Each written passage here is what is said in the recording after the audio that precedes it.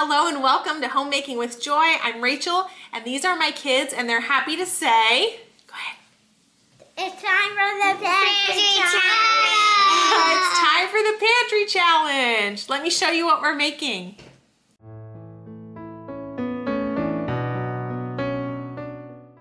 My goal is to share as many recipes and meals with you as I can through the pantry challenge. So whenever I have time to pick up my camera and film them for you, I will. So I don't know if that'll be breakfast, lunch, or dinner, but I'll show you what I can. If you'd like some smaller real-time updates, you can follow me on Instagram at homemaking with joy, but dots in between.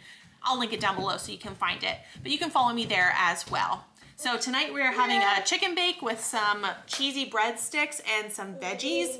The chicken bake and the breadsticks are new to me, so I thought I'd start the video with a bang and try something new on camera for the whole internet. So hopefully it'll work out fine. I think it should be fine and delicious. So let's get started. As with many great recipes, we are starting with some bacon. Mine was still slightly frozen, which is why it's so challenging for me to cut, and I decided to cut it instead of trying to pull the strips apart because we're going to need bacon bits, and so I can just mangle it and cut it like this much more easily than trying to pull it apart while still partially frozen. So this is what we're working with. While the bacon is cooking on the stove, I decided to get the dough out for the cheesy garlic breadsticks. I saw this idea somewhere online to use pizza dough and just make breadsticks instead of an actual pizza, and this worked out well because we had sourdough pizza the night before I recorded this, and we didn't need 4 whole pizzas. So I used the dough to make 3 pizzas and then put this dough back in the fridge until tonight when I knew I wanted to make the cheesy breadsticks to go along with our chicken. This pizza dough is half all-purpose flour, half freshly milled flour, and 100% sourdough. I've been making it for a couple weeks now and we really like it. So hopefully I will bring it to the channel at some point. I tried last night when I made the pizza to use my rolling pin to roll it out to size, and that just smashed too many of the bubbles. So I know it looks like I'm being rough with it right now, but I do really want to spread it out. It will thicken and puff up, so I want it spread out as much as I can, but not with the rolling pin because that made it too dense, if you understand. But there it is, ready to sit for a bit, come to room temperature, rise while I get some of the other things ready. This is the cheese that I'm going to need for the chicken recipe. It called for Colby Jack cheese, so I grabbed a block of Colby Jack out of my freezer to shred in my food processor. And now we're still working on the chicken. Again, we need a block of cream cheese and we need it mixed in a bowl so we can add our other toppings and then put that on top of the chicken. Well, my cream cheese was still slightly frozen, which made it very challenging to mix. So if you're going to make this, be sure to sit your cream cheese out in plenty of time. And then I added my freshly grated Colby Jack and my bacon bits, and we're going to mix all of this together and put it on top of the chicken. And you can just tell by these ingredients, this recipe is going to be good. I mean, how could it be bad? Cream cheese, Colby Jack cheese, bacon, put it on top of chicken and bake it together. It was really good, but a little bit challenging when I did not prepare correctly. Whoops. It did eventually come together to look something like this, and now we are ready to spread it on top of the chicken. So I will spare you a lot of this footage because, it was a struggle. Again, thaw your cream cheese if you're going to make this recipe because you're supposed to spread it evenly on top of the chicken, but as you can see, that is just not going to work. So I used my best kitchen tool available to me, and I used my fingers to try to spread it out, thinking maybe the warmth from my hands would soften the cream cheese a little bit more.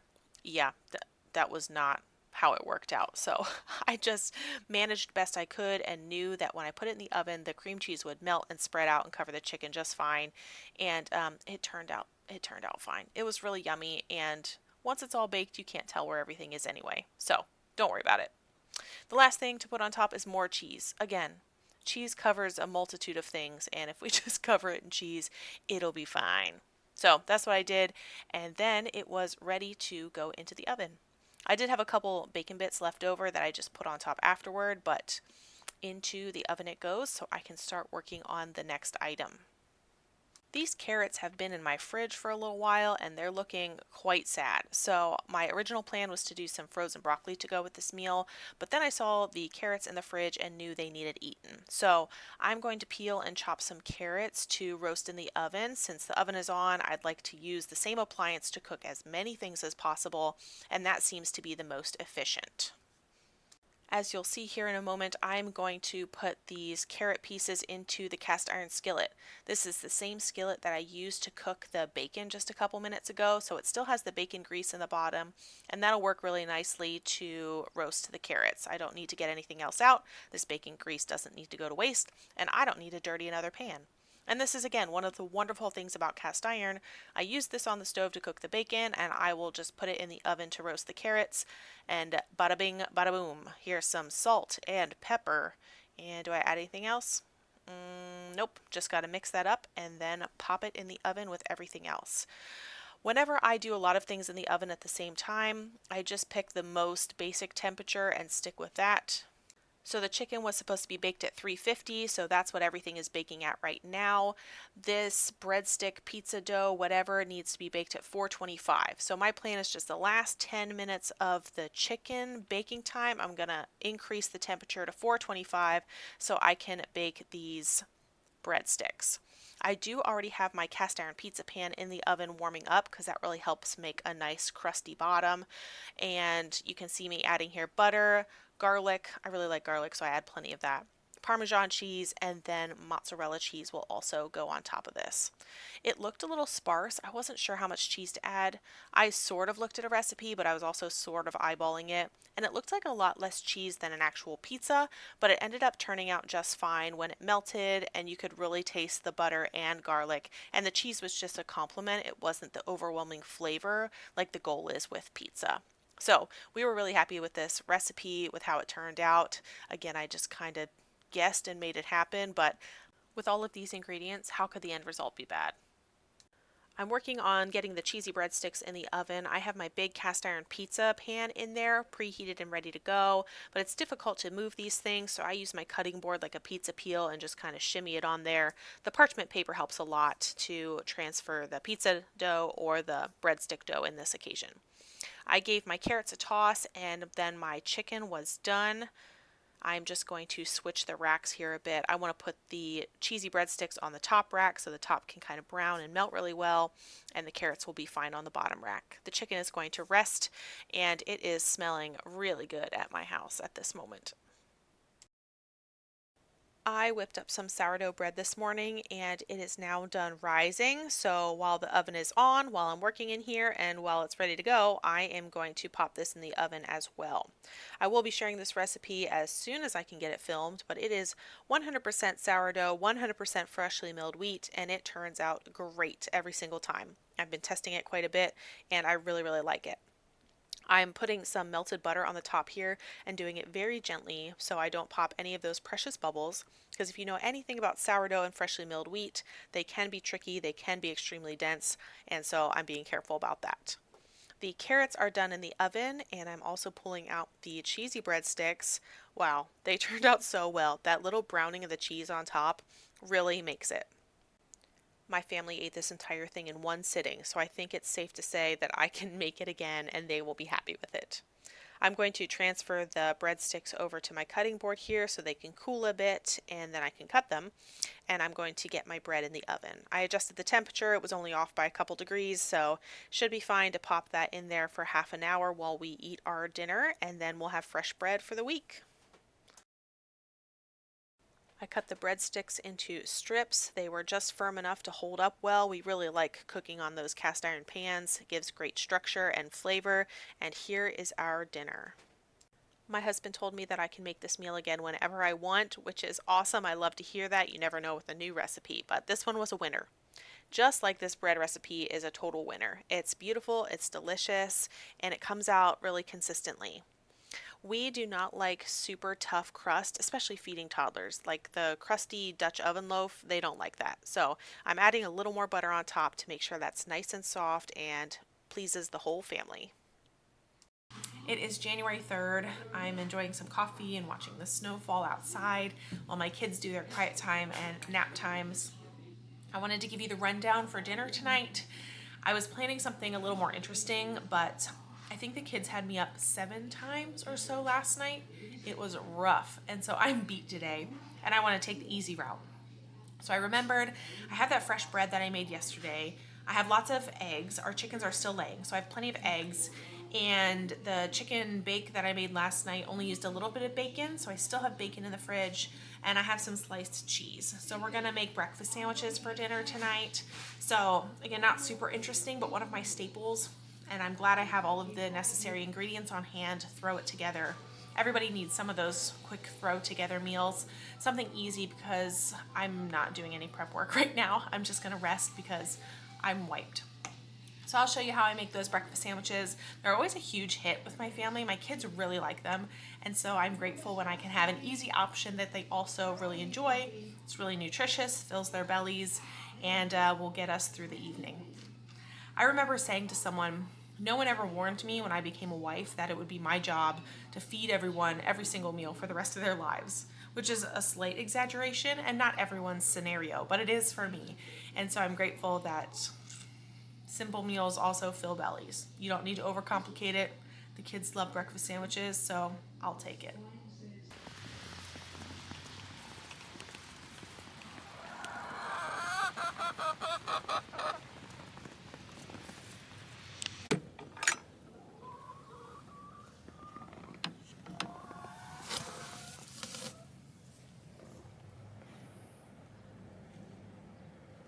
We just got inside from playing in the snow for about an hour and we're ready for some hot cocoa. We just watched how Jessica from Three Rivers makes her marshmallow fluff, and so we're gonna try it too. Right, Bunny? What are we making? Marshmallow fluff. Marshmallow fluff. Let's give it a try. Hi. My eldest son really likes to help in the kitchen, and he is a great helper at this point. He's also old enough to understand the pantry challenge and the filming a bit, and so he wants to help whenever possible, which I think is really sweet. You'll get to hear from him in a little bit. I wanted to keep the audio just because memories for all of us, but especially I want to remember his sweet little voice helping me in the kitchen. So here we have some water, and then we're adding some beef gelatin. I get my beef gelatin from Azure Standard. I use it for stuff like this and for homemade Jell-O. You can see my little guy playing in the background. He's just waddling around entertaining himself, and the middle child is over in the living room listening to a book. We just started the Magic Treehouse series, and the kids are really enjoying that. We need to add the gelatin and the water before we do anything else because it needs time to bloom, or for the gelatin to soak up that water to prepare for the marshmallow. Okay, set that off to the side. Okay, hold this right over. And I'm going to put the sugar in. Hold it flat. Hold it up flat. Okay, dump that in. 1 cup. That's it, yep, that's it. I won't show on the camera. Here. It's okay. No. Okay, put it down flat now. The burner's on now, okay? And whisk it gently. Just gently. Why do you think you're doing sugar? Because you only have sugar. I don't want to commit to using a whole cup of maple syrup before I know how it works. So what you see on the screen is what the video is, okay? Okay, let me move this.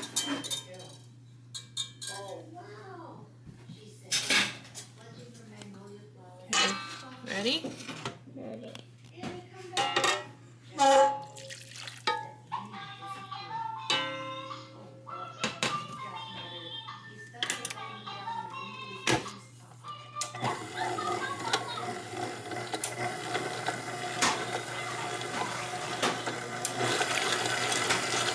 That's good. The marshmallow fluff needs about 10 minutes in the mixer, so while that goes, I'm going to start on the hot chocolate. I'm using the same saucepan that I used to dissolve the sugar in some water because I don't make extra dishes if I don't have to. This is some homemade hot cocoa mix that I have. I think it's equal parts cocoa and coconut sugar. I don't know, I made it last year and it's super convenient. Here is the marshmallow fluff at 5 minutes. I was amazed at how it was fluffing up. It was a super cool process. 1 minute before it's done whipping, you're to add vanilla extract. I have some homemade vanilla here that I poured in, and it is done. I was so amazed at the end result. It was so much fun. That's amazing. Is it so good, buddy? What? That tastes just like marshmallow fluff. What? My hot chocolate was done warming up on the stove, so I put it in these little mugs that we have and got some homemade marshmallow fluff for on top. The kids thought this was super cool. They enjoyed mixing it into their hot chocolate and watching it disappear, and they got little marshmallow fluff mustaches as they drank their hot chocolate. It was very cute. As soon as I finished the whole hot chocolate process, it was time to start on dinner. I'm going to make a 9x13 of eggs for our sandwiches, and I find it best to just smother the pan in butter so the eggs don't stick too badly. I think I ended up adding 14 eggs because we have a couple dozen from our own chickens here on the counter, and I do have some store-bought ones in the fridge. So it was an egg night. We needed to eat these, and this is a good way to do it. I added a splash of milk, some salt, some pepper, and some garlic and onion powder, I believe, as well. There are my staples, my go-to. I add them to pretty much everything to add some flavor.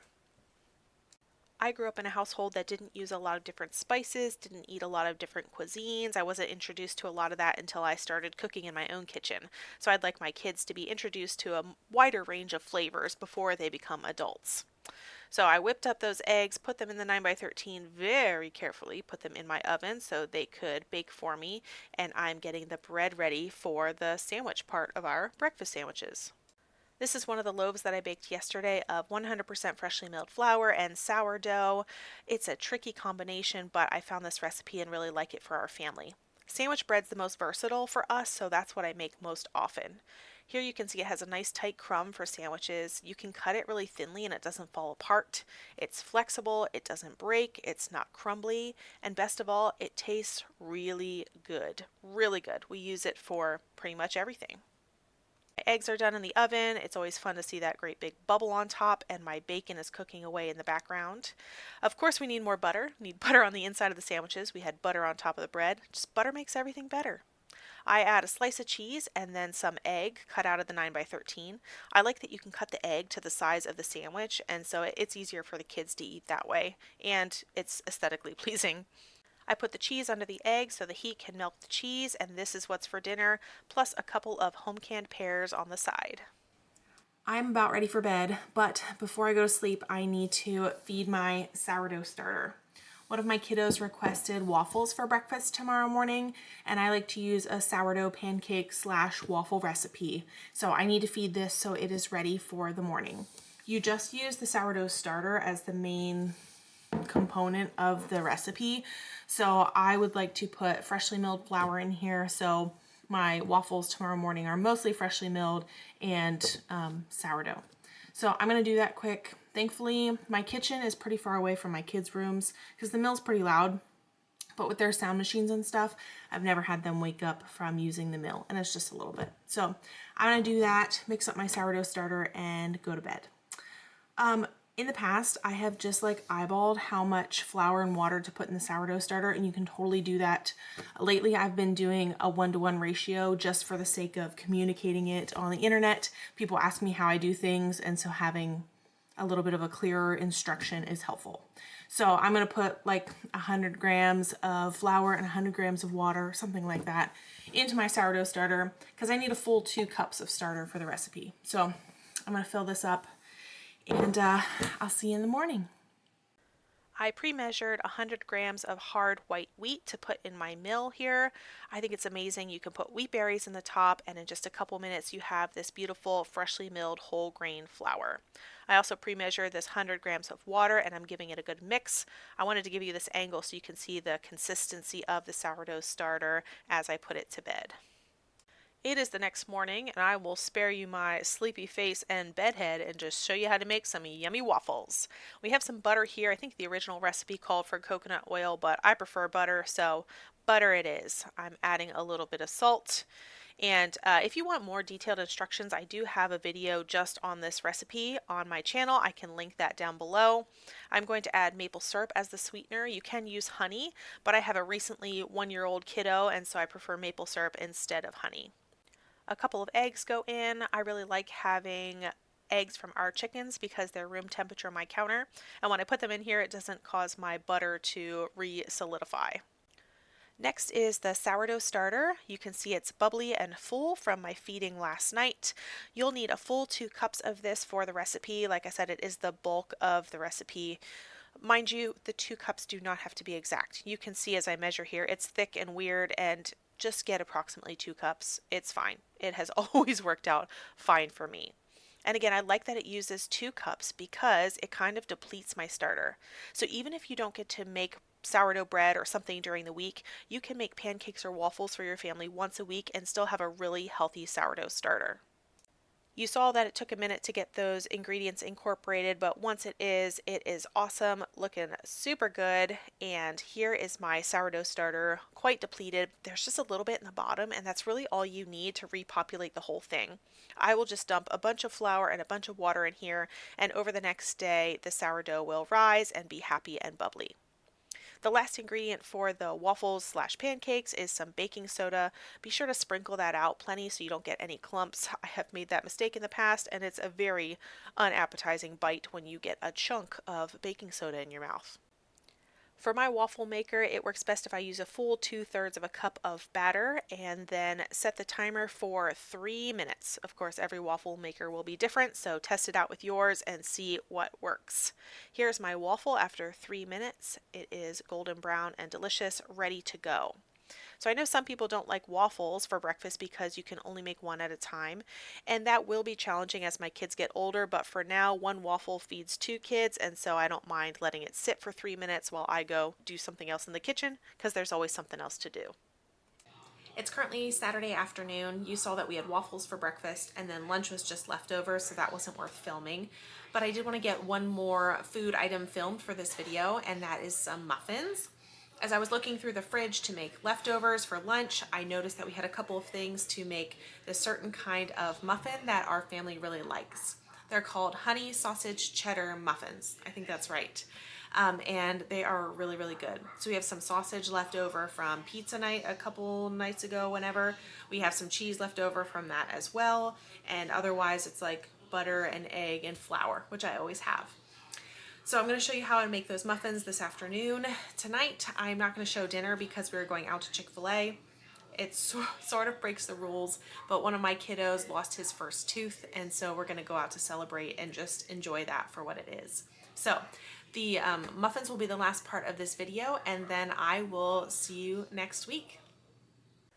One of the reasons these muffins are our favorite is it's like a whole breakfast in one muffin.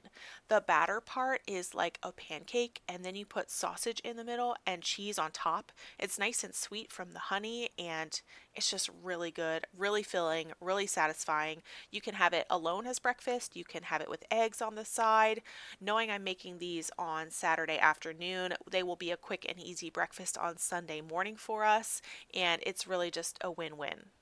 This recipe comes from a woman named Michael Grapp. She is on Instagram and has a blog all about freshly milled flour. She also has a wonderful testimony of how freshly milled flour healed her from a whole bunch of things. So I will leave her links down below. If you're looking for some more freshly milled flour recipes, she has great recipes. They always turn out well. You can see the batter here is pretty thin. That always freaks me out. And then I add more liquid on top of that. It seems really thin. It seems like it won't turn out to be a good muffin, but it always works for us. So trust the process, keep going, and mix gently as you have this butter on top here. I often use one of those Pampered Chef cookie scoopers to fill my muffin tins, but because this batter is so thin, I like to just pour it in. So if you can plan ahead and use a bowl with a pour spout like this one, I highly recommend it. The goal is to fill each cup about half full because you will be adding some stuff on top. I have some leftover sausage from that pizza night, like I said, which is nice. I didn't have to cook sausage specifically for these, but I already had it in the fridge, and that makes the whole process a lot easier. Or you could just like triple the recipe if you want to cook a whole pound of sausage. Again, I had this cheese left over from something else that I made, which made it convenient to whip these muffins up with minimal effort. And again, they have already been all eaten by the time I'm doing this voiceover. So they were a big hit at our house. I often have to bake them like 1 or 2 extra minutes than the recipe calls for because that sausage in the middle, sometimes the heat doesn't get the whole way through, but just keep going. They turn out great and they are super delicious. They are a bit dense, you can see as I break it open here, but in my mind, you're packing a whole breakfast into one muffin, so it's going to be a little bit dense. And I have never had anyone complain about this recipe when I offer it to people. So I broke this in half to show you, but mostly so I could eat another one. Thanks for watching, friends. See you next week.